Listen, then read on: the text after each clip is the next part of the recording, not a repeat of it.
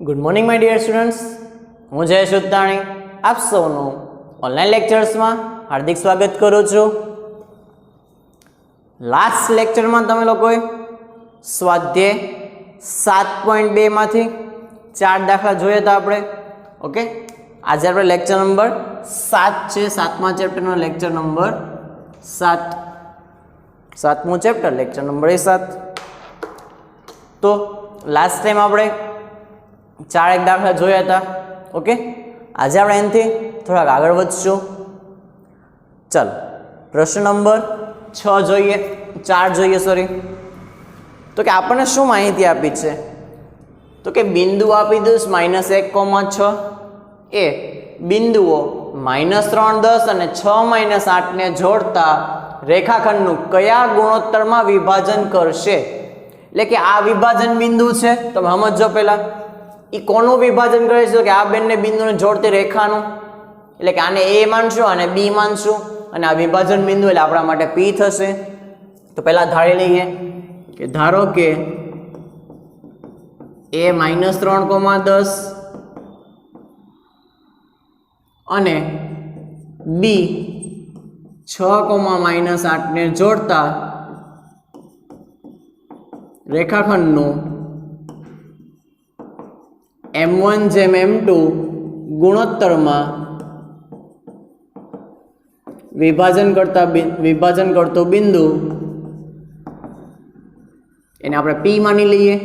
-1,6 છે. ચાલો બધી વસ્તુમાં ધારી લીધી. આને A કહી દીધો, આને B કહી દીધું, પછી આને વિભાજન બિંદુ કહી દીધું, રાઈટ. અને આને ગુણોત્તર નથી એ પેલા આપણે M1/M2 માન્યું. એ આપણા માટે શું ગણાશે? તો કે x1y1, b x2y2, અને આ આપણા માટે ગણાશે x. લખવું તો લખી શકાય કે a x1y1 બરાબર એ -3,10, b x2y2 બરાબર b 6,-8, અને વિભાજન બિંદુ p x, y બરાબર p -1,6. હવે જો આપણે ખાલી ભાગાકાર ઓલો કે વિભાજન ગુણોત્તર ગોતવો છે M1 અને M2, તો કાં તો વિભાજનના x આમનો ઉપયોગ કરવો અને કાં તો y આમનો ઉપયોગ કરવો. જેની કિંમત હોય એનો ઉપયોગ કરવો. આપણી પાસે ત્યાં બંનેની કિંમત છે, તો કોઈ પણ એકમાંથી આપણે M1 M2 ગોતવાનું છે, બંને ગોતવાના નથી. x આમનો ઉપયોગ કરો તો x નો ઉપયોગ કરી શકાય, y નો ઉપયોગ કરવો હોય તો y નો પણ ઉપયોગ કરી શકાય. આપણે x નો ઉપયોગ કરીએ ભલે માઇનસમાં હોય. તો હવે આ વખતે શું કરશું? આપણે સીધું x નું સૂત્ર જ લખશું. આખું વિભાજનનું સૂત્ર નહીં લખીએ. આપણે છૂટા છૂટા સૂત્ર શીખેલા જ છીએ કે પહેલું સૂત્ર x નું, બીજું સૂત્ર y નું. એટલે કે સીધું x નું સૂત્ર મૂકશું કે xm બરાબર m1x2 પ્લસ m2x1 છેદમાં m1 પ્લસ m2. ચલો x આમ તો કેટલો છે? તો કે -1 m1 x2 m2 x1 m1 plus m2. આ વખતે આપણી પાસે એની કોઈની કિંમત છે જ નહીં. x2 ની જગ્યાએ શું મૂકશું? તો કે 6. x1 ની જગ્યાએ તો કે -3. હવે શું કરશું? આની ક્રોસ ગુણાકાર કરશું. m1 આની ગુણાશે માઇનસ હશે, m2 માઇનસ હશે, ઓછે વત્તે ઓછા, એટલે આ આખું આમ ગુણાશે એટલે -m1 -m2 થશે. જો નિશાનીમાં કોઈ ભૂલ ન કરતા, અને એવું લાગે નિશાની ભૂલ થાય તો પછી x આમને બદલે y આમનો ઉપયોગ કરે, એમાં પ્લસમાં જ છે. 6m1 + 6m2 થશે આ બાજુ. તો તમને સહેલું પડશે. આ 6m1 ઓછા 3m2, રાઈટ. હવે યાદ રાખજો ખાસ કે આ બાજુ બધા તમારે m1 ભેગા કરવાના છે, ઓલી બાજુ બધા m2. તો આ 6m1 ને આમ લાવશું એટલે કેવું થશે? તો કે માઇનસ, અને m2 ને આમ લઈ જશો એટલે કેવું થશે? તો કે પ્લસ. ઓકે, તો જો -m1 તો છે જ તે. આ 6m1 ને માઇનસમાં આવ્યા, અહીંયા -3m2 તો હતું જ તે, અને m2 માઇનસમાંથી આમ કેવું થયું? તો કે પ્લસ થયું. જો જેને જ્યાંથી ફેરવો છે ત્યાં ધ્યાન રાખવું, નિશાની ભૂલ ન કરવી. 6m1 માઇનસ થશે, m2 પ્લસ થશે પાછળ, અને આ તો એમને હતું, આ એમને હતું. બે માઇનસ એટલે સરવાળો m1 ને 6m1 એટલે 7m1 પર માઇનસમાં -3 વત્તા 1 એટલે -2m2. હવે તો કે m2 ને છેદમાં જવા દો, -7 ને સામે જવા દો ક્રોસમાં. જો અહીંયા m1 રાખશું, આ m2 ને નીચે લઈ આવશું, અહીંયા -2 હતા જ તે, આ -7 ને નીચે જવા દેશું, બેના માઇનસ કેન્સલ થયા એટલે શું વધ્યું? ખાલી 2/7. તો આપણને કયો ગુણોત્તર પૂછ્યો છે? તો આપણે લખવાનું છે ગુણોત્તર કેટલો આવશે? તો કે 2/7 છે. શું લખશું? ગુણોત્તર જે છે એ 2/7 છે. 2/7 ગુણોત્તરમાં વિભાજિત કરે છે. તો છેલ્લે એક વાક્ય લખી નાખશું કે P એ AB ને 2/7 ગુણોત્તરમાં વિભાજન, AB નું 2/7 ગુણોત્તરમાં વિભાજન કરે છે.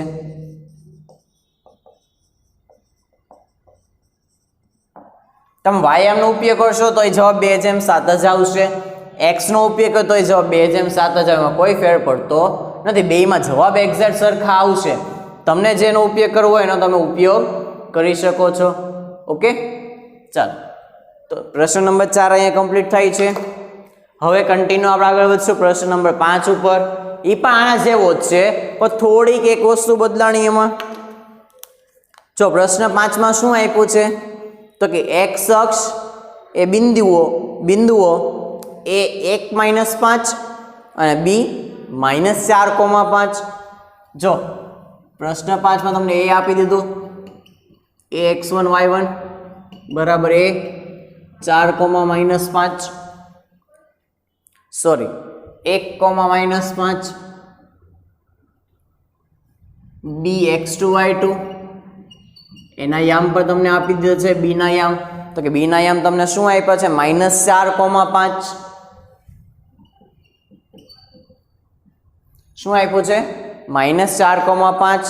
તો હવે આખી રકમ જો કે x અક્ષ જે છે આ બંને બિંદુઓને જોડતા રેખાખંડનું કયા ગુણોત્તરમાં વિભાજન કરે છે તે શોધો અને વિભાજન બિંદુના યામ પણ શોધો. હવે બિંદુ કોની ઉપર આવેલું છે? કે એમ કીધું કે x અક્ષ જે છે, x અક્ષ કયા ગુણોત્તરમાં વિભાજન કરે તમે સમજો. ધારો કે ફોર એક્ઝામ્પલ આ આકૃતિ છે, આનું કંઈક આપણે દોરવા જઈએ. જો બિંદુ કયું આવશે? 1,-5 એટલે ક્યાં હોય? તો કે 1,-5 અહીંયા ક્યાંક હોય. અને -4,5 તો કે અહીંયા આ બાજુ -4,5 એટલે અહીંયા ક્યાંક હશે. તો કે આ બેને આપણે જોડીએ તો જો x અક્ષ એને કંઈક વિભાજન કરે છે આ જગ્યાએ, તો કે આ બિંદુના યામ તમારે ગોતવાના છે કે આ બિંદુ કયું છે વિભાજન કરતું બિંદુ. તો એ કોની ઉપર આવશે? તો કે x અક્ષ ઉપર આવશે. તો આપણે પહેલા ધારી લઈએ કે ધારો કે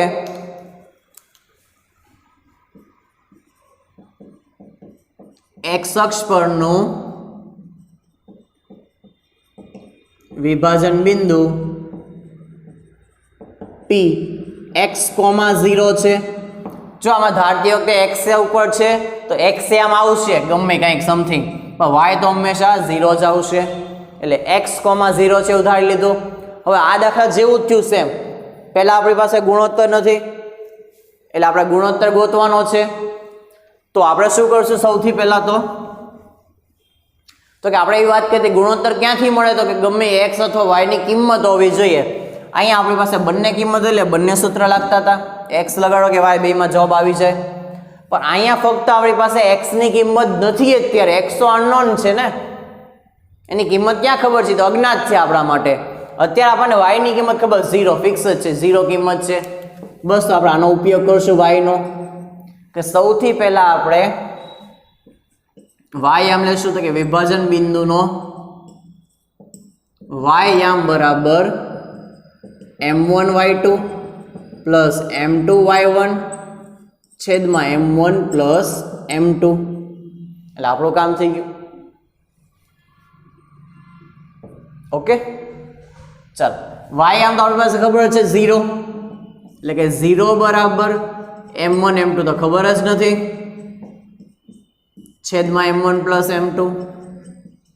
ચાલો હવે કિંમત મૂકીએ y2 અને y1 ની. તો કે જો y2 5, y1 -5.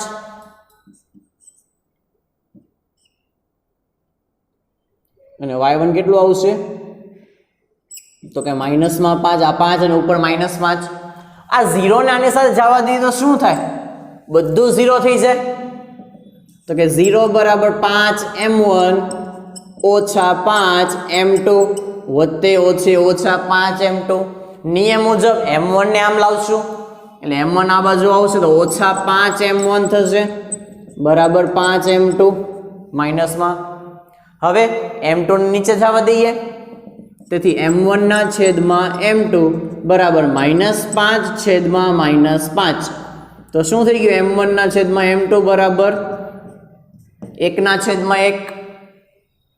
એટલે કે વિભાજન જે છે ને ગુણોત્તર કેટલો આવ્યો? તમને પહેલા તો એમ જ પૂછ્યું હતું કે x અક્ષ કયા ગુણોત્તરમાં વિભાજન કરે છે.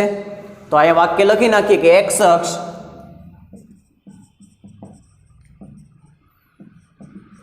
AB ને જોડતા રેખાખંડનું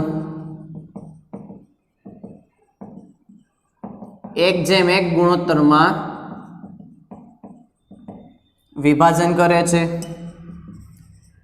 ચાલો વિભાજન ગુણોત્તર તો મળી ગયું. દાખલો અહીંયા પૂર્ણ થતો.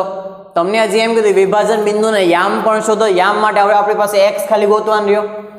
તો કે હવે લખીએ કે વિભાજન બિંદુનો x યામ. તો કે x યામનું સૂત્ર લગાડો m1x2 + m2x1 છેદમાં m1 + m2. m1 m2 ની કિંમત છે 1 1. ચાલ 1 1 છેદમાં 1 વત્તા 1. x2 ની જગ્યાએ શું મૂકશું? જો -4, x1 ની જગ્યાએ 1. ચલો કરીએ સરવાળો. 4 × 4 એટલે -4 વત્તા 1 છેદમાં 2 એટલે -3 ના છેદમાં 2. આ આપણને શું મળી ગયો? તો કે એનો x યામ મળ્યો. તેથી અહીંયા લખી નાખું છું, તમે નીચે લખી નાખો. તેથી વિભાજન બિંદુ શું આવશે? તો કે x, 0. તો x કેટલો આવ્યો? -3/2 0 છે. અહીં આખો દાખલો કમ્પ્લીટ થઈ જાય છે. વિભાજન બિંદુને યામ ગોતી લીધા. તો કે હા, આ કયો દાખલો હતો? તો કે x અક્ષ માટેનો હતો કે x અક્ષ કયા ગુણોત્તરમાં વિભાજન કરે છે અને વિભાજન બિંદુના યામ શોધો. તો જો x અક્ષ ઉપર હતું એ ધાર્યું શું? x, 0. હવે ન્યાન્ય દાખલો કેવો પૂછાય? તો કે y અક્ષ કયા ગુણોત્તરમાં વિભાજન કરશે? તો તમે બિંદુ શું માનશો? 0, y. પછી તમે તો કે અહીંયા x નો ઉપયોગ કરશો, જેમ y નો કે બદલે x નો ઉપયોગ કરો, કારણ કે x ની કિંમત 0 હોય. એમાંથી m1 m2 ગોતવાનો. m1 m2 મળી જાય એટલે ગુણોત્તર મળી ગયો લખી નાખવાનો. અને પછી તમારે આમાં જેમ x યામ ગોત્યો એમાં તમારે y યામ ગોતવો પડશે. આવો સેમ દાખલો ઉદાહરણ નંબર તમને કહી દો. ઉદાહરણ નંબર કયો છે? તો કે 9 છે. અને આ દાખલો જે છે, આ ટાઈપનો દાખલો જે છે ઉદાહરણ નંબર 7 માં છે. આની જેવા બીજા એક્ઝામ્પલ જો આ ઉદાહરણ 7 માં છે આ ટાઈપનું. આની ઉપરથી ઉદાહરણ 7 ગણાઈ જશે. પછી તો કે આના ઉપરથી ઉદાહરણ નંબર 9 ગણાઈ જશે. એટલે આ સાથે સાથે એક્ઝામ્પલ ઉદાહરણ તમને સોલ્વ થતા જાય. એટલે આ બંને ઉદાહરણ જે છે હોમવર્કમાં તમારે કરવાના છે 7 અને 9. ઓકે, ચાલો ઝડપથી પહેલા બધું લખી નાખો, ત્યાર પછી નેક્સ્ટ જોઈએ આગળ. ચાલો હવે આપણે આગળના દાખલા 2 દાખલા બાકી રહ્યા સ્વાધ્યાયના 6ઠો અને 10મો. એ બંને દાખલાઓ જોઈ લઈએ હવે. ચાલો છઠ્ઠા રકમમાં શું કીધું છે? તો કે 1 2 4y x, 6 અને 3 5 એ સમાંતર બાજુ ચતુષ્કોણના ક્રમિક શિરોબિંદુઓ છે. શબ્દ હશે તે ક્રમિક ખાસ શબ્દ હશે કે ક્રમમાં તમને આપેલા છે, આડાવડા નથી આપ્યા. એના ક્રમિક શિરોબિંદુઓ હોય તો x અને y શોધો. હવે સમાંતર બાજુ લખતો આપણી પાસે એક જ નિયમ છે. શું નિયમ છે? તો કે આ આકૃતિ બનાવવાની કોઈ જરૂર નથી. આ તો આપણે જસ્ટ બનાવીએ છીએ કે a b c અને d. આને આપણે a લઈ લઈએ તો કે 1, 2 b 4, y c x, 6. આકૃતિ ઉપર તમને સહેલું પડશે, ફટાફટ સોલ્વ થશે એટલે. અને d 3, 5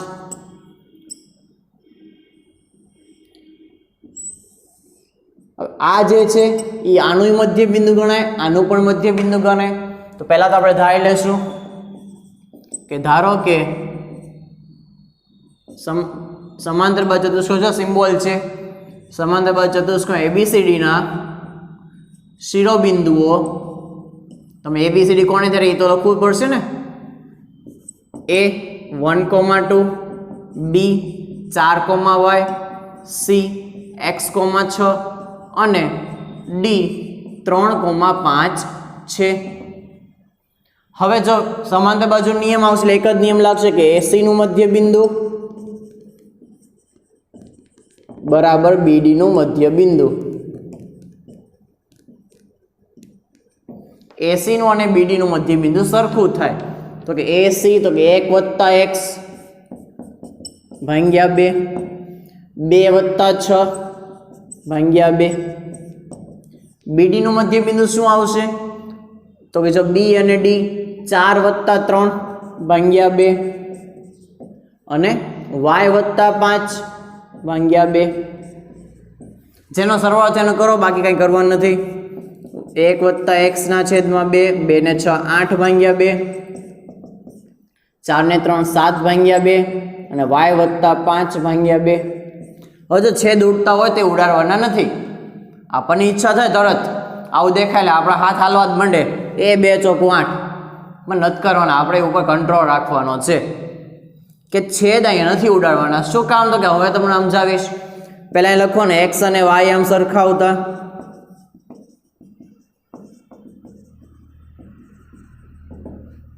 આની હારે આ, આની હારે આ, તો કે 1 + x છેદમાં 2 બરાબર 7/2. જો આની બાજુવાળા નહીં સરખાવી દેતા, x ને x સાથે, y ને y સાથે સરખાવવાનો છે અને 8/2 બરાબર y + 5/2. હવે જો અહીંથી 2 ઉડી જાય, છેદ ઉડાડ્યો હોય તો 2 ન ઉડે, એટલે કીધું કે છેદ ઉડાડવાના નહીં તો પાછો ગુણાકાર થાય, પાછો એનો ઈ છેદ બને. આપણે સ્ટેપ ઘટી જાય, બંનેમાંથી 2 છેદમાંથી ઉડી ગયા. અહીંયા શું વધ્યું તો કે 1 + x બરાબર 7. x ને કરતા બનાવો, 1 માઇનસમાં જશે કે 7 - 1 એટલે જવાબ શું આવશે તો કે 6 આવશે. બરોબર. ચાલો અહીંથી જોઈએ તો કે અહીંયા 8 બરાબર y + 5 વધ્યું, 5 ને માઇનસમાં લાવો તો કે 8 - 5 બરાબર y એટલે કે 3 બરાબર y. સીધું કરી નાખીએ એટલે y બરાબર 3. આન્સર આવી ગયા x બરાબર 6 અને y બરાબર 3. આ ટાઈપનો આખો દાખલા આપણે સોલ્વ કરશું. ઓકે. હવે અહીંયા સમબાજુ તો કે સમાંતર બાજુ હોય, ચોરસ હોય કે લંબચોરસ હોય, દાખલામાં કોઈ ફેર પડશે નહીં. 4 દાખલા એક સરખી રીતે ગણાશે. ત્યાં શબ્દ કોઈ પણ હોય, સમાંતર, સમબાજુ, ચોરસ કે લંબચોરસ, આ પહેલા દિવસે થિયરીમાં લખાયું છે. મેથડ આની આ જ રહેશે XY ગોતવા હોય તો. હવે આમાં આપણે એક એક્સ્ટ્રા દાખલો લઈ લઈએ હજી, આ પછી ગણી 10મો.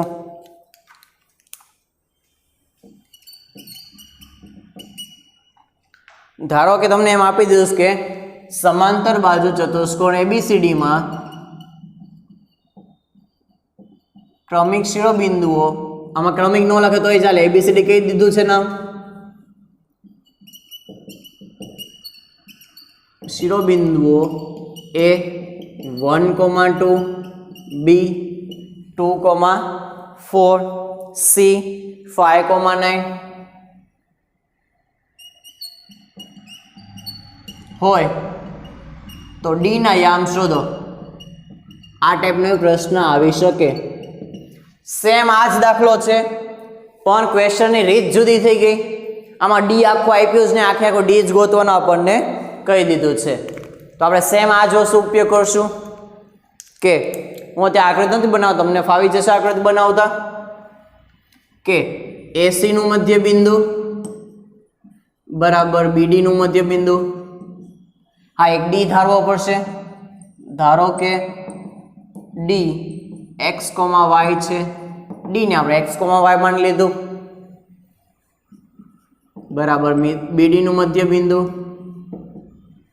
ચાલો A અને C નો સરવાળો લઈએ આપણે.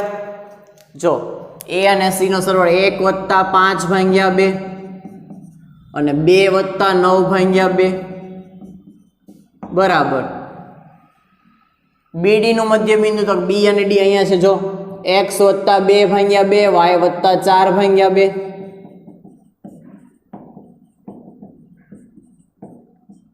અને આના તો કોઈ છેદ ન ઉડે ઘણાને વિચાર આવે અહીંયા ઉડાઈ નાખી તો 2 1 2 ને 2 2 4 આના કોઈ છેદ ઉડે જ નહીં ક્યારેય કારણ કે વચ્ચે વત્તા છે આ વચ્ચે વત્તા છે એટલે ઉડે જ નહીં આમાં તો જરા કારણ હતું આપણે કે નથી છેદ ઉડાડવા ઉડતા તો તોય પણ આમાં તો સાવ ઉડે જ નહીં ક્યારેય શું કામ તો કે ત્યાં તો x વત્તા છે વત્તા હોય એટલે ક્યારેય છેદ ઉડે નહીં ચાલ અહીં સરવાળો કરી નાખીએ 6 ભાગ્યા 2 7 સોરી 9 ને 2 11 બરાબર x + 2 ભાગ્યા 2 y + 4 ભાગ્યા 2 હવે આની જેમ જ કરશું x અને y ને સરખાવી દેશું તો કે x અને y આમ સરખાવતા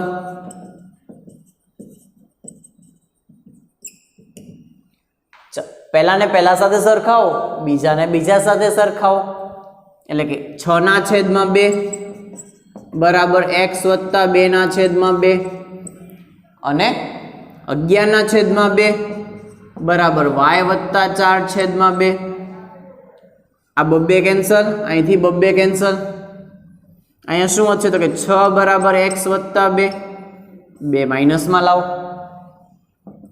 6 - 2 બરાબર x તો 6 માંથી 2 જાય એટલે કેટલા વધશે તો કે 4 સીધું કે લખી લે x બરાબર 4 સેમ વસ્તુ અહીંયા થશે તો કે 11 બરાબર y + 4 4 લઈ જાઓ માઇનસમાં તો 11 - 4 બરાબર y તો 11 માં 4 જાય એટલે 7 આવશે સીધું કરી લખી લે y બરાબર 7 તો ક્યારેક ચોથું બિંદુ ભાવ આપે જ નહીં તો ચોથું બિંદુ તમારે આ રીતે ગોતવાનું છે લખી નાખો બિંદુ ડી ના યામ કોના યામ બિંદુ ડી ના યામ શું આવશે x અને y તો કે 4,7 છે રાઈટ બે દાખલા સરખા છે ક્યારેક તમને એકમાં x ક્યાંક આપ્યો હશે અહીંયા કંઈક y આપ્યો હશે જ્યારે આ પ્રકારના દાખલામાં શું થાય તો ચોથું બિંદુ સાવ આપશે જ નહીં તમને એમ જ કહે ચોથું બિંદુ જ ગોતી દેખાડવામાંથી તો પણ આ જ રીત ઉપયોગ થશે ચોરસ લંબચોરસ સમાંતર બાજુ અને સમબાજુ ચારેય માટે સેમ મેથડ ઓકે ચલો નોટ ડાઉન કરી લો પહેલા ઝડપથી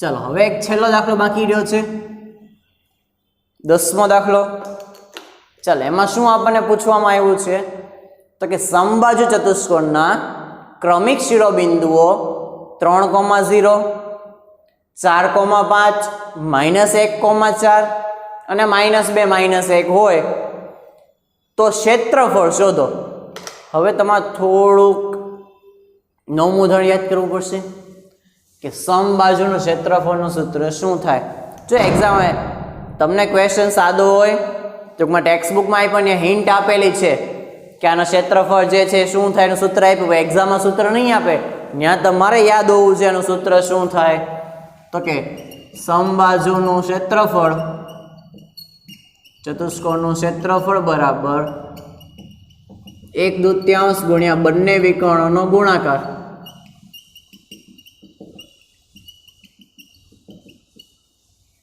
ઓકે એટલે બંને વિકર્ણ તમારે ગોતવા પડશે બંને વિકર્ણના માપ આવી જશે વાસ્તવમાં આ દાખલા આ સ્વાધ્યાયમાં મૂકવાની જરૂર જ નહોતી આ દાખલાને ક્યાં મૂકવાની જરૂર હતી તો કે 7.1 માં કારણ કે આંતરસૂત્રનો ઉપયોગ કરીને આખો દાખલો થશે આમ વિભાજન મધ્યબિંદુ કોઈ વસ્તુમાં લાગશે નહીં આ 7.1 માં મૂકવા જેવો દાખલો છે જે 7.2 માં મૂકી દીધેલો છે ઓકે ચાલો તો હવે આપણે સ્ટાર્ટ કરશું પહેલા ધારી લેશું કે ધારો કે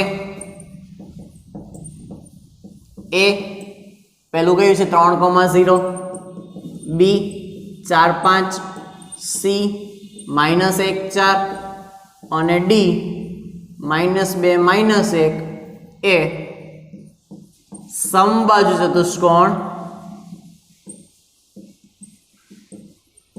એબીસીડી ના શિરોબિંદુઓ છે હવે આપણે બે વિકર્ણ ગોતવા છે, બંને વિકર્ણ કોણ કોણ હોય તો કે એસી અને બીડી. તો કે સૌથી પહેલા આપણે એસી ગોતીએ, અંતઃસૂત્રનો ઉપયોગ કરીને વર્ગમૂળમાં. ચાલો એસી એટલે સી માઇનસ એ -1 -3 આખાનો વર્ગ વત્તા 4 - 0 આખાનો વર્ગ. અંતઃસૂત્ર યાદ છે? x2 - x1 નો સ્ક્વેર પ્લસ y2 - y1 નો સ્ક્વેર. જો ભૂલી ગયા હો તો જો બધા સૂત્ર મિક્સ ક્યાંય થવા ન જોઈએ, ક્યાંય માઇનસ પ્લસ બધું મિક્સ ન થાય. અંતઃસૂત્રમાં અહીંયા માઇનસ આવે, અહીંયા પ્લસ, વિભાજનમાં બધે પ્લસ આવે, મધ્ય બિંદુમાં બધું પ્લસ આવે, એમાં ક્યાંય માઇનસ આવતું નથી. ઓકે, ચાલો હવે જવાબ ગોતી લેવાનો શું આવશે. ચાલો બાજુમાં જ કરતા જઈએ. આ -3 ને -1 એટલે -4 નો વર્ગ વત્તા 4 નો વર્ગ એટલે શું આવશે? વર્ગમૂળમાં 16 વત્તા 16 એટલે વર્ગમૂળમાં 32 અને 32 ને આપણે 16 દુ 32 કહેવાય. શું? 16 દુ 32 એટલે 4 વર્ગમૂળ 2 થઈ જાય. ઓકે, ચાલો એ રીતે હવે ગોતીએ. તો કે BD બરાબર ડી માંથી ડી બાદ કરો, -2 -4 આખાનો વર્ગ વત્તા -1 -5. ચલો આને સીધું જ લખતા જઈએ, કામ કરીએ. આ -6 નો વર્ગ, અહીંયા -6 નો વર્ગ, 6 નો વર્ગ 36, 36 વત્તા 36 તો કે 2 36 એટલે કે 36 દુ 72. 72 નું વર્ગમૂળ ગોતશું તો ઈ જ થશે 2 × 36 એટલે 36 વર્ગમૂળ 6, 2 ના 2. હવે ફાઇનલી ગોતીએ આપણે કે એબીસીડી નું ક્ષેત્રફળ બરાબર ચતુષ્કોણ એબીસીડી નું ક્ષેત્રફળ બરાબર 1/2 ગુણ્યા એસી ગુણ્યા બીડી. બંને વિકર્ણ ગુણાકારનો મતલબ શું થાય? એસી અને બીડી નો ગુણાકાર. તો કે 1/2 એસી નું માપ શું છે? તો કે 4 વર્ગમૂળ 2, બીડી નું માપ છે 6 વર્ગમૂળ 2. 1/2 આ 4 એમને 6 એમને આ બે વર્ગમૂળ ભેગા થાય તો વર્ગમૂળ વયું જાય. વર્ગમૂળ 2 વર્ગમૂળ 2 એટલે વર્ગમૂળમાં 4, રાઈટ. વર્ગમૂળ 2 એટલે વર્ગમૂળમાં 4 ને 4 નું વર્ગમૂળ થઈ જાય 2. બાકી સિમ્પલ નિયમ છે, બે સરખા વર્ગમૂળ ભેગા થાય તો ગુણાકાર 2 જ થઈ જાય એટલે ગુણ્યા 2, 2 કેન્સલ, જવાબ આવી ગયો 6 ચોક 24. એટલે આપણું ક્ષેત્રફળ કેટલું આવશે? તો કે 24. આમાં કોઈ એકમ આપ્યો નથી તો કે આને ચોરસ એકમ કહેશું, તો પછી એકમ ન હોય એટલે 24 ચોરસ એકમ થશે. કમ્પ્લીટ. બસ અહીંયા આપણો આખો સ્વાધ્યાય કમ્પ્લીટ થાય છે, રાઈટ. હવે આપણે શું કરવાનું છે તો કે નેક્સ્ટ લેક્ચરથી આપણે આગળનો સ્વાધ્યાય સ્ટાર્ટ કરશું, એની ફોર્મ્યુલા જોશું, થિયરી ભણશું અને પછી આખો સ્વાધ્યાય સોલ્વ કરશું. આજનું તમારું હોમવર્ક જે છે